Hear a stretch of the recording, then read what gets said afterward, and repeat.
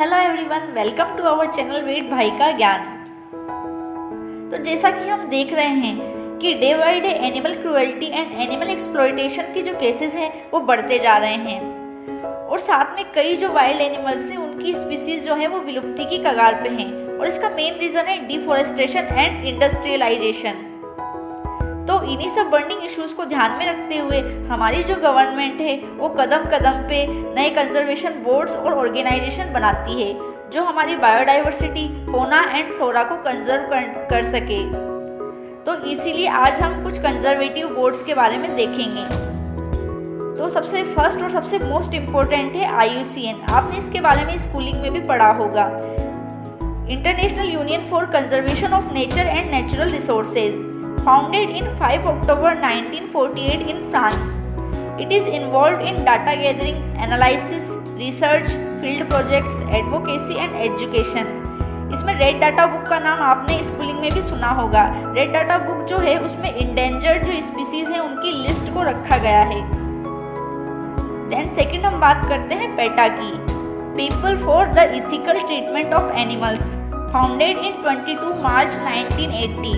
इनका जो स्लोगन है वो है animals are not ours to experiment on, eat, wear, use for entertainment और abuse in any other way. Then हम बात करते हैं वर्ल्ड वाइल्ड लाइफ फंड की, established as a charitable trust in 1969, one of the India's leading conservation organisation. Then बात करते हैं wild life institute of India, established in 1982. The institution is based in Dehradun, India, an autonomous institute under the Ministry of Environment, Forest and Climate Change, Government of India.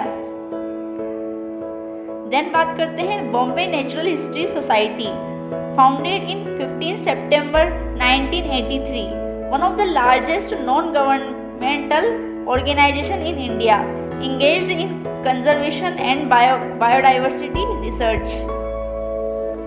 Then बात करते हैं zoological survey of India, founded in 1 July 1916, institute under the Ministry of Environment, Forest and Climate Change, Government of India, as premier Indian organization. Then बात करते हैं national board for wild life, founded in 1952, earlier named as Indian Board of Wildlife, under Section 5 of Wildlife Protection Act of 1972. IBWL was renamed as National Board for Wildlife since 22 September 2003. Then बात करते हैं CZA, Central Zoo Authority. CZA has been constituted under the Section 38A of Wildlife Protection Act 1972. CZA is a body of the Government of India responsible for oversight of zoos. Then बात करते हैं Wildlife Trust of India, founded in 1998. NGO Wildlife Trust of India aim to conserve nature, especially endangered species and threatened habitats in partnership with communities and government. तो ये थे कुछ important conservation boards. तो अब हम बात करेंगे कुछ इम्पोर्टेंट कंजर्व्ड एरियाज की। हम जानते हैं कि हमारे इंडिया में 18 biosphere reserves, 104 national parks and 543 wild life sanctuaries हैं। तो इनमें से आज हम कुछ इम्पोर्टेंट के बारे में डिस्कस करेंगे। तो नंबर फर्स्ट है Jim Corbett national park, the oldest national park of India, established in 1936, located in Uttarakhand, habitat of more than 200 Bengal tigers. इससे बहुत ज़्यादा क्वेश्चंस आते हैं, हमेशा पूछा जाता है कि the oldest national park of India is, तो जिम कॉर्बेट जो नेशनल पार्क है वो इसका आंसर होगा। देन बात करते हैं Kaziranga national park, located in Assam, famous for one horn rhinos. In 1903 only 12 rhinos left, but now the population of rhinos is 1800. यहाँ से भी बहुत ज़्यादा क्वेश्चन पूछे जाते हैं क्योंकि ये एकमात्र ऐसा नेशनल पार्क है जहाँ राइनोस पाए जाते हैं। देन बात करते हैं गिर national park, located in western Gujarat, famous for Asiatic Lions. इससे भी बहुत ज़्यादा क्वेश्चन आते हैं क्योंकि एशियाटिक जो लॉयंस हैं वो पूरे वर्ल्ड में सिर्फ यहीं पे ही बचे हुए हैं। इन 1913 only 20 lions left, but now the population of lions is 523. Then बात करते हैं Ranthambore national park, located in Rajasthan, Sawai Madhopur, famous for Bengal tiger, most photographed national park of India.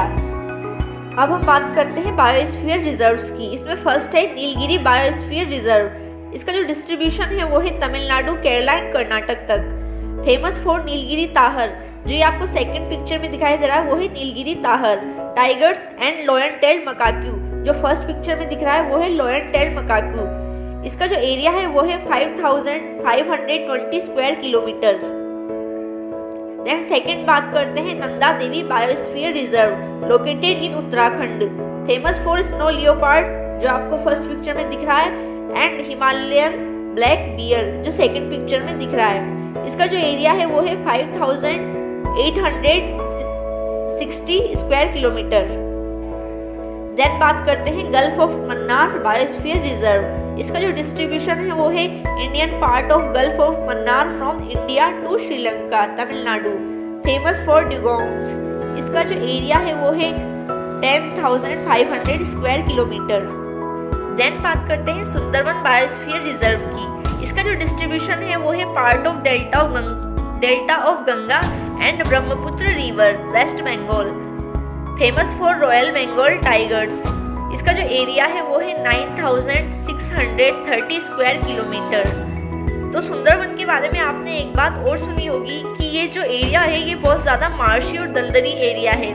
इसकी वजह से यहाँ के जो ट्रीज हैं उनमें राइजोइड्स रूट्स पाई जाती हैं। देन अब बात करते हैं कुछ इम्पोर्टेंट वाइल्ड लाइफ सेंचुरीज की। तो फर्स्ट है Manas wild life sanctuary, located in Assam, famous for Asiatic elephant, tiger, Assam roofed turtle, hispid hare, golden langur and pygmy hog. इसका जो एरिया है वो है 950 स्क्वायर किलोमीटर। यहाँ पे जो सेकंड पिक्चर में आपको दिख रहा है वो है असम रूफ्ड टर्टल। देन बात करते हैं केवलादेव घना bird sanctuary, located in Bharatpur, Rajasthan, famous for migratory birds, mainly Siberian crane. ये हर साल विंटर में राजस्थान के जो भरतपुर में केवलादेव है वहाँ पे आती हैं। इसका जो एरिया है वो है 29 स्क्वायर किलोमीटर। इसको घना एरिया कहते हैं और इसके आसपास भी बहुत सारा जो बिखरा हुआ एरिया है वो भी इस केवलादेव के अंडर में आता है। देन बात करते हैं सरिस्का वाइल्ड लाइफ सेंचुरी की, located in Alwar, Rajasthan, famous for tiger reserve. इसका जो एरिया है वो है 881 स्क्वायर किलोमीटर। देन बात करते हैं Chilika lake wild life sanctuary, located in Odisha, famous for lake fowls, cranes and duck. It is the largest coastal lagoon in India. इसका जो एरिया जो ये कवर्ड करती है वो है 1100 किलोमीटर। इसमें भी बहुत सारी जो माइग्रेटरी बर्ड्स हैं वो भी आती हैं। तो ये थे कुछ important conservative boards of India और कंजर्व्ड एरियाज। अगर आपको वीडियो अच्छी लगी हो तो प्लीज़ लाइक करें, शेयर करें एंड सब्सक्राइब करें। Thank you.